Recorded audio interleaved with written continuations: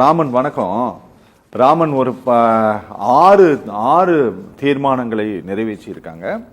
அதுல 4 பக்கம், முதல் பக்கத்துல இருந்து 4வது பக்கத்தினுடைய முடிவு வரை கவர்னரை பத்தி மட்டுமே இருக்கிறது.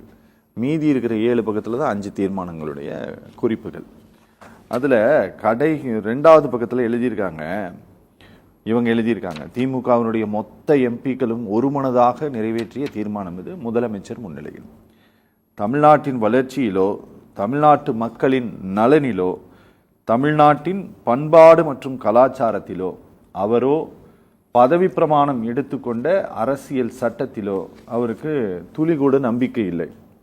அவருக்கு இருக்கும் ஒரே ஒரு ஆர்வம், சார் இது முதலமைச்சர் முன்பாக நிறைவேற்றப்பட்ட தீர்மானம், அதை ஒரு தடவை திரும்ப நான் அடிக்கோடிட்டு சொல்லிடுறேன். அவருக்கு இருக்கும் அதிகாரம், தமிழ்நாட்டினுடைய மேதக ஆளுநர் திரு RN ரவிக்கு இருக்கும் ஒரே ஆர்வம் வெகுஜன விரோத வலதுசாரி அரசியல் மட்டும்தான், அதை தவிர வேறு ஒன்றும் கிடையாது. உங்களை நாங்க வலதுசாரி ஆதரவாளர்னு தான் போட்டிருக்கிறோம். அதாவது பொதுவாக சாக்ரட்டிஸ் ஒன்று சொல்வார், உலகத்திலே பயங்கரமான ஒரு வன்முறை ஆயுதம் எதுன்னா, ஒருத்தரை தாக்கும் போது அந்த தாக்கப்பட்ட நபரை பாதிக்கப்பட்ட நபர் திரும்ப தாக்காமல் இருந்தால் அது திரும்ப அவங்களுக்கு ப்ளஸ் பாயிண்ட் ஆயிருமா. அதே போல் தமிழ்நாட்டில் திராவிடம் என்ற பொய்யான ஒரு மாயை உருவாக்கி ஒரு இனத்தை கடந்த 75 ஆண்டுகளாக பேசி பொய்யாக பேசி, குறிப்பாக அதில் என்ன பிராமணிசத்தை எதிர்த்து அதன் மூலம் அரசியலில் குளிர் கண்டு இன்று தமிழ்நாட்டு மக்களை ஏமாற்றி கொண்டு ஆட்சி நடத்தக்கூடியவர்கள். ஆளுநர் அவர்கள் சிறப்பாக செயல்படுகிறார். ஆளுநர் மீது தேர்தல் நெருங்க இன்னும் திமுக அதிகமாக தோஷ பிரச்சாரம் செய்யும். காரணம் என்னென்றால், ஆளுநர் அவர்கள் கடலூர் சமயத்தில் ஒரு நிகழ்ச்சியில் என்ன சொன்னார், தமிழகத்தில் பட்டியலினத்தை சேர்ந்த ஒருவர் முதலமைச்சர் ஆக வேண்டும்.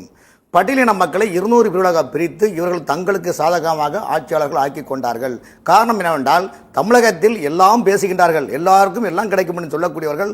இந்த ஆட்சி என்பது ஒரு குடும்பத்தின் கையில் செக்கி மனராட்சி போல் நிகழ்கின்றது என்று ஆளுநர் அவர்கள் மறைமுகமாக சொல்லுகின்றார். இதைத்தான் அவர்களுக்கு கோபம் வருகின்றது. திமுகவுக்கு ஏன் கோபம் வருகின்றது என்றால், ஆளுநர் உண்மையை சொல்லுகின்றார். உண்மையை சொல்லும் போது அவங்களுக்கு கோபம் தான் வரும். இன்னைக்கு திமுகவுடைய எம்பிக்களை அழைத்து தீர்மானத்தை நிறைவேற்றி நாடாளுமன்றத்தில் எப்படி நடந்து கொள்ள வேண்டும், ஆளுங்கட்சிகளை என்ன சொல்வார்கள், அதற்கு என்ன பேச வேண்டும் என்பதால் அது சொல்லப்போனால் பூமி பூஜை நடக்கும் போது செங்கல் பூஜையும் சேர்த்து வீடு கட்டும் போது பிளான் பேப்பர் வச்சு வீடு கட்டுறது மாதிரி அவங்க கட்சியில் ஒரு தீர்மானத்தை போடுறாங்க. இவங்க என்னதான் தீர்மானம் நிறைவேற்றாலும் நாடாளுமன்றத்தில் ஒரே பெரியாரிசத்தையும் அண்ணாசத்தையும் கலைஞரிசையும் ஸ்டாலினிசையும் உதயநிதிசையும் தான் பாடுறாங்களே தவிர்த்து அந்த வாக்களித்த தமிழகத்தில் உள்ள எம்பி மக்கள், நாடாளுமன்ற தொகுதி எம்பிக்களுக்காக, அந்த மக்களுக்காக எந்த எம்பிக்களும் குரல் கொடுப்பதில்லை, இன்று வரும் குரல் கொடுப்பதில்லை. எதிர்ப்பான ஒரு நிலைப்பாடை உருவாக்கக்கூடியவர்கள் அவர்கள் தீர்மானம் போட்டுள்ளார்கள். இதனால் தமிழ்நாட்டு மக்களுக்கு தான் பாதிப்பு என்பதை தவிர்த்து தேச அளவில் இன்னைக்கு சுவிட்சர்லாந்தில் அந்த பொருளாதார அந்த கூட்டத்துக்கு போகும்போது 20 லட்சம் கோடி இன்னைக்கு நிதிகளை இது பண்ணிருக்காங்க. மகாராஷ்டிரா அதிகமாக பண்ணிருக்கு, தெலுங்கானா பண்ணிருக்காங்க, ஆந்திரா பண்ணிருக்காங்க. ஆனால் தமிழ்நாட்டினுடைய தொழில்துறை அமைச்சர் போய் ஒரு முட்டையை தான் வாங்கிட்டு 0 அளவில் வாங்கிட்டு இருந்தாங்க தவிர வேற என்ன வழங்கண்டாங்க.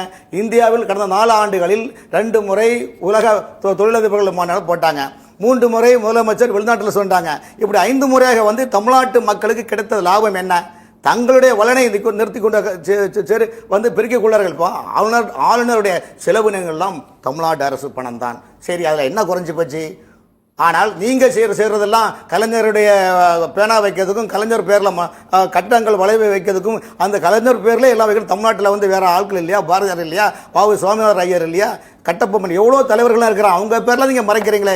இதைத்தான் ஆளுநர் வேதனைப்படுகிறார். ஒரு குடும்ப வளர்ச்சிக்காக ஒரு குடும்பத்தில் உள்ள தலைவர்களே நீங்கள் எல்லா துறையிலும் வைக்கல என்றால், அப்போ இந்த தமிழகத்தில் 8 கோடி மக்கள் இருக்கின்றார்கள். இந்த மக்களின் அரசியல் சாசனத்தை நீங்கள் புரிந்து கொண்டு செய்கின்றீர்களா? ஒரு குடும்பம் நிர்வாகம் பண்ணுவதற்காக தமிழகம் தேவை பண்ண முடியாது என்பதற்காக தான் ஆளுநர் தொடர்ந்து கோடிட்டு காட்டுகின்றார். ஆகவே தேர்தல் நெருங்க ஆளுநர் மீது பொய் பிரச்சாரம் செய்வார்கள். அவர்கள் இதுவரையும் பேசி நம்முடைய சங்கி அவரும் சொல்றாங்க. ஆனா அவர்கள் ஒரு தொடர் சொற்பொழி மாதிரி பண்றாங்க. ஆனால் பாஜக மீது இவ்வளவு அழகா பிரச்சாரம் பண்ணி எங்களுக்கு கொடுப்பதற்கு மிகவும் அவங்களோட வாழ்த்துக்களை தெரிவித்துக் கொள்றேன். ஆனால் திராவிட முன்னேற்ற கழகம் வரக்கூடிய அவங்களுடைய ஊடகங்கள் 200 சீட்டு நாங்கள் ஜெயிப்போம், அதாவது இல்லாததை இருப்பது என்று சொல்லி, இருப்பதை இல்லை என்று சொல்லி, அதாவது சீமான் புறவான சந்தித்தாரா, இதுதான் உங்களுடைய விவாதம். ஆனா தமிழ்நாட்டு மக்களுக்கு தேவையான நீங்க என்ன பண்ணீங்க?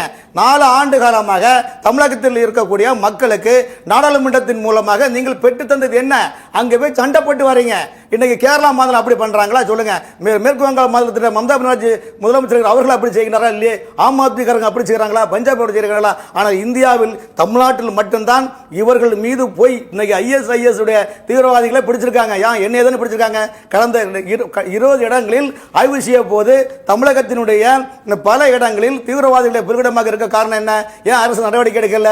மத்திய உளவுத்துறை அந்த தனியாக NIA நிறுவனம் இன்னைக்கு தமிழ்நாட்டில் கடந்த 4 வருடமாக எத்தனை கணக்கான நூற்றுக்கணக்கான சமூக தேச பயங்கரவாதிகளை இன்னைக்கு கைது செய்து அவங்களை விசாரணை வளையத்தில் கொண்டு வராங்களே, இதுவரைக்கும் இது குறித்து தமிழ்நாடு அரசு சட்டமன்றத்திலோ அல்லது அவருடைய கட்சி செயற்குழு கூட்டத்திலோ ஒரு தீர்மானம் ஏன் மனசு வரவில்லை? அப்படி என்றால் நீங்கள் என்ன நினைக்கின்றீர்கள்? தமிழ்நாட்டை பொறுத்தவரை எங்களுடைய சொத்துக்கள், எங்களுடைய முப்பாட்டின் சொத்துக்கள், நாங்கள் நினைச்சுதான் சட்டம் என்று சொன்னால் இது ஜனநாயகமா அல்லது இது பணநாயகமா என்று நீங்களும் அதுக்கு பதில் சொல்லணும் வந்து. சரி, ஓகே.